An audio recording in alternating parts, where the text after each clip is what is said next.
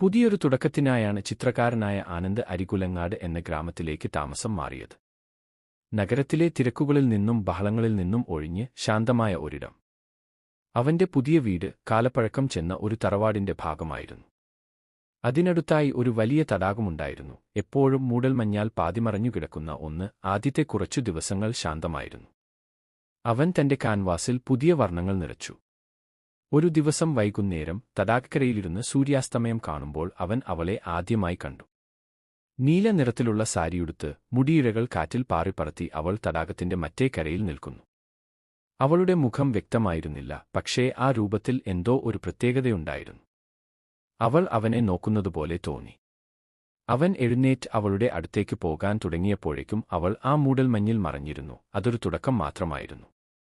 പിന്നീട് പലപ്പോഴും അവൻ അവളെ കണ്ടു.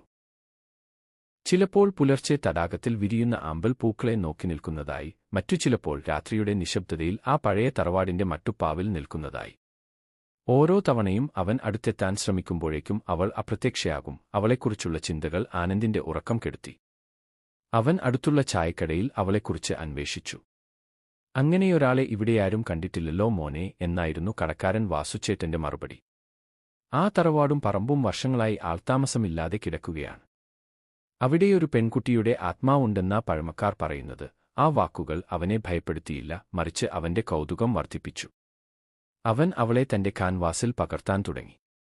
ഓർമ്മയിൽ നിന്ന് വരച്ച ആ ചിത്രത്തിന് ജീവനുള്ളതുപോലെ തോന്നി.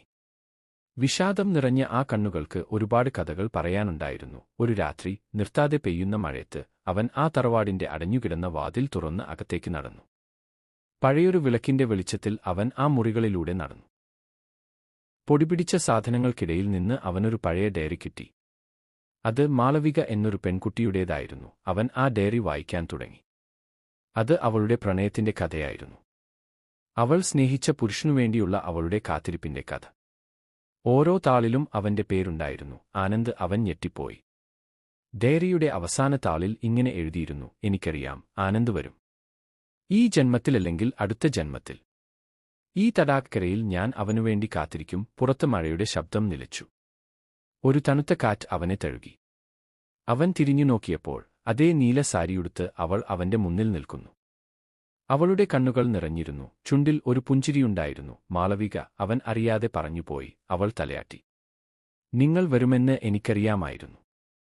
എത്ര കാലമായി ഞാൻ കാത്തിരിക്കുന്നു. അവന്റെ കണ്ണുകൾ നിറഞ്ഞു. ഓർമ്മകളുടെ ഏതോ ആഴങ്ങളിൽ നിന്ന് ഒരു പഴയ പ്രണയകഥയുടെ തുണ്ടുകൾ അവന്റെ മനസ്സിലേക്ക് ഓടിയെത്തി. കാലം മായ്ച്ചുകളഞ്ഞ ഒരു പ്രണയം. അന്ന് രാത്രി ആ തടാകക്കരയിൽ രണ്ട് കാലഘട്ടങ്ങളിലെ പ്രണയിതാക്കൾ ഒന്നിച്ചു. പുറം ലോകത്തിന് അതൊരു പ്രേതകഥയായിരിക്കാം. എന്നാൽ ആനന്ദിനും മാളവികയ്ക്കും അത് കാലങ്ങൾക്കപ്പുറമുള്ള അവരുടെ പ്രണയത്തിന്റെ പുൻസമാഗമായിരുന്നു. പിറ്റേന്ന് രാവിലെ ആനന്ദിനെ ആരും ആ നാട്ടിൽ കണ്ടില്ല. ആ പഴയ തറവാട് വീണ്ടും നിശബ്ദതയിലാണ്ടു. പക്ഷേ അതിനുശേഷം ആ തടാകക്കരയിൽ സൂര്യാസ്തമയം കാണുന്നവർക്ക് ചിലപ്പോൾ കാണാൻ കഴിയും കൈകോർത്തു നടക്കുന്ന രണ്ട് രൂപങ്ങളെ. മൂടൽമഞ്ഞിൽ മറയുന്നതിനു മുൻപ് അവർ ഈ ലോകത്തെ നോക്കി പുഞ്ചിരിക്കും. കാലം തോൽപ്പിച്ച അവരുടെ പ്രണയത്തിന്റെ നിത്യമായ സാക്ഷ്യപത്രം പോലെ.